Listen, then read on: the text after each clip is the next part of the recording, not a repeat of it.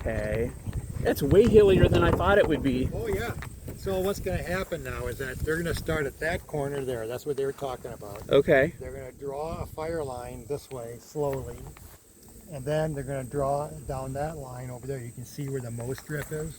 Yeah. So that mow strip is. Wait, what's a mow edge. strip? This is basically the fire line. Okay. Okay. And so the whole perimeter has a mow strip like this. Okay. So you can,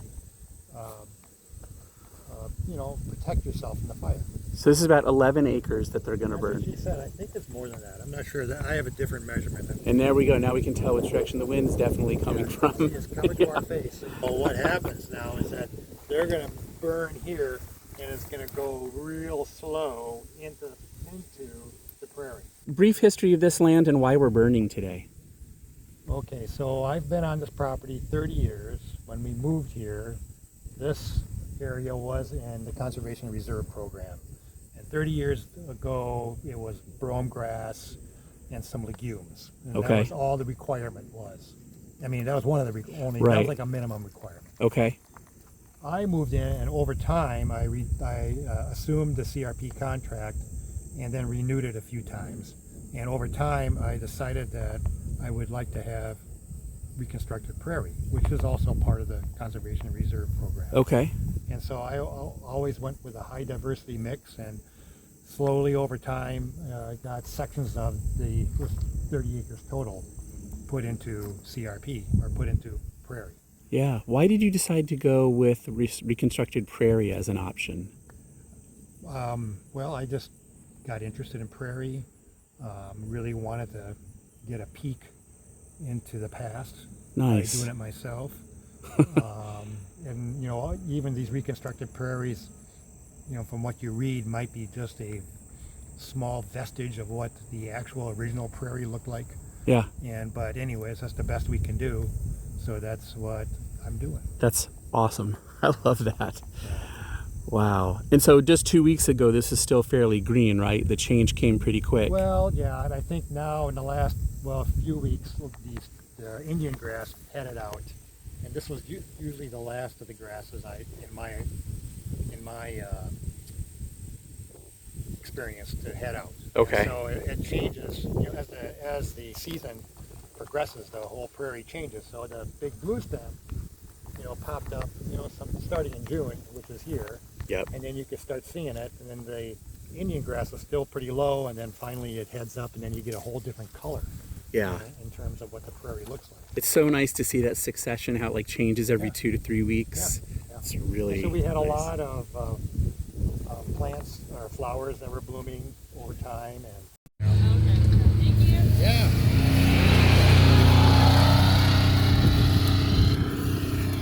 So they're going off to set up the drone. Yeah, so just real quick, why some people might look at this like people from other states who have no idea about the, what burning does and the benefits. So what is a reason to burn a section of dried prairie like this? Well, I think it takes if you just let it just sit here over a period of time, all the dried vegetation just would pile up on top of it and become like mulch, basically. Okay. So burning every few years, you get rid of that, and it gives opportunity for any of the prairie seeds that have been spilled over from previous seasons to have a chance to germinate. And I think, a lot of it is part of it I think is historic too, from the Native Americans who, burned for, diversity, and I think they learned over time that if they burned from time to time, that they could draw in, animals or basically animals, I suppose, for their need. The other thing about burning is that small trees always will tend to start growing, bushes start to grow inside a prairie, so regular burning would help keep that at bay. All right, well, it'll be exciting to see what happens today. So when's the first time you burned this unit over here? Or how many years ago? I might have burned it,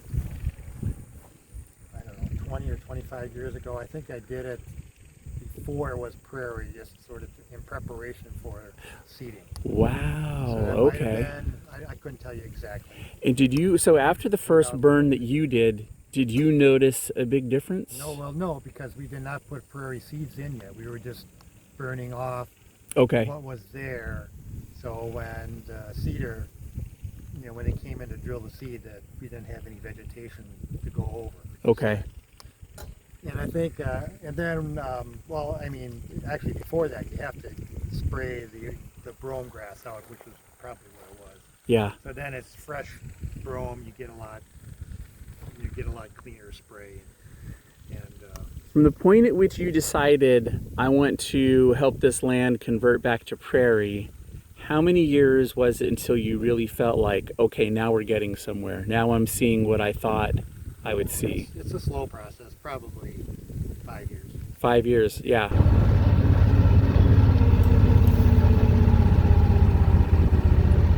Yeah, we'll set up here. It was 2:30. Just got a couple more minutes. Oh, that's just the view from... Yep, that's the last view it had before I turned it off. Oh, okay. We have the wind going this way. They're currently lighting the backing fire. So essentially they're making a buffer for when we finally get to this point. The fire will roar towards that direction. Right. So all my warnings have gone away, which means now I'm good to, sort of in the same way you put a key in ignition in a car, we can get the propellers going and then send it up probably about 20 feet. It's difficult to just watch it, make sure it's not doing anything crazy. Seems to be doing good, so now we can send it up and away. But like, so what are you looking at here on the screen? So what we're looking for is we're essentially serving as secondary lookouts for the fire line. Right now they're all pretty condensed. You can see the smoke coming up. Mm-hmm. Oh, awesome. Yeah, you can see the flames if we zoom in here. But, Very cool. They have complete eyes on the fire right now. They have a good idea where the flames are going, where embers are going if they do come aloft. But let's say if they're further down the line, they may not have eyes back here. So an ember that could have jumped into this tall grass fuels over here, they may not notice that. So I'm helping out look for that. So the drone isn't just for, I thought the drone was just for fun visual footage, but it's a safety thing. Absolutely. No, it can be used for fun, wow. photos, videos, all that but it also serves as a safety tool for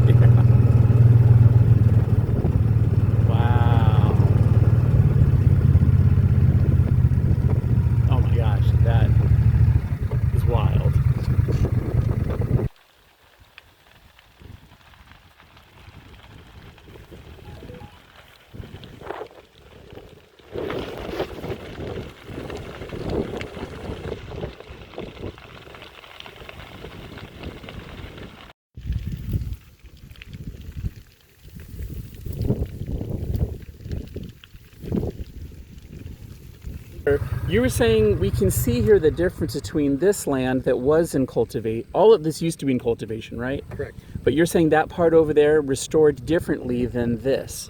Yeah, Is that how you hear that? This area here, when we restored it, the prairie seed we put in did not do as well. And I think we were not able to kill off the competitive vegetation well enough that the competitive vegetation took over rather than the prairie grasses. Oh, so okay, now we're okay. starting over and doing it again. So now we basically sprayed this, tried to get out the competitive vegetation and reseeding it. Right, so that's right. basically starting over.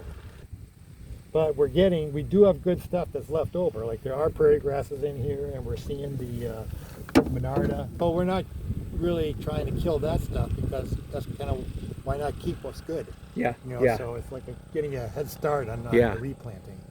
Well, I can hear the fire crackling. Oh yeah. Yeah. Yeah. It's just, we're just getting rid of it.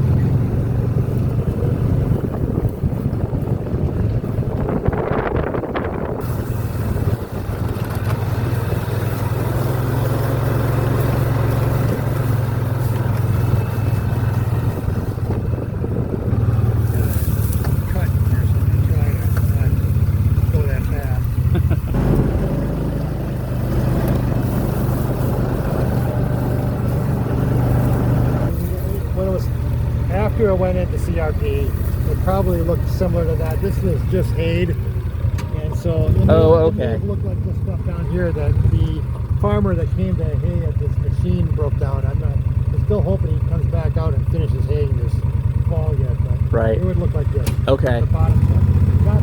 There's a creek going through there, and so there's a lot of trees growing up along the creek.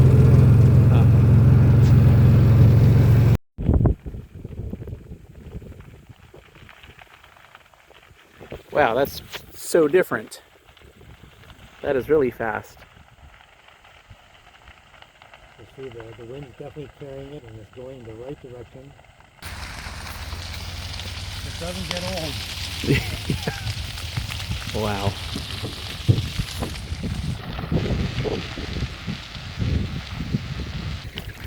Some feet closer, or you know.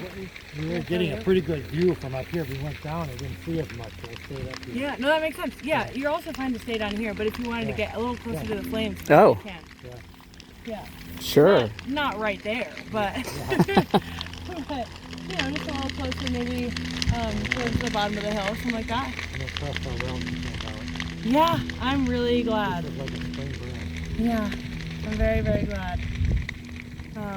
Once we rounded the corner and had enough black, I was Yeah. Right, I know.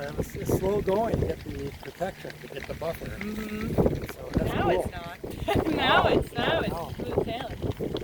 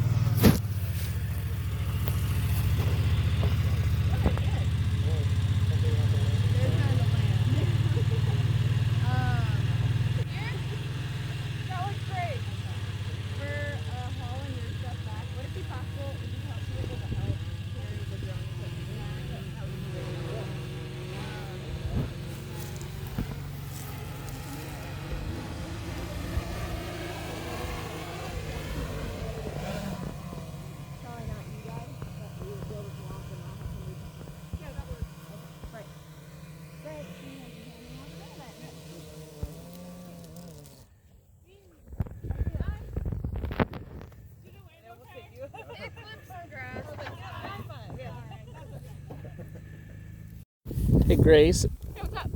Can you talk while you work and I just ask a couple questions? Yeah! So how did it go? How do you feel about today's burn? Was it successful? I'd say it was absolutely successful. All right, for whoever's over there at the mules, we're going to hold there, right? Not me. We're going to take a picture up there by the mules. So You're gonna take a get photo. set up there. Yeah, no, I'd say it was really successful. The up in the air, we have an incredible amount of black. Nice. There was little to like no real problems that arise other than the water pump. It was fast, it was efficient. I think it's either 4 or just before 4. So Yeah, that is fast then. So the whole thing was just about 2 hours. wow, yeah. Yeah. No, it doesn't even feel like it. 1:30 to 3:30, right? Awesome. That sounds awesome. That sounds right. So yeah, no, it felt good.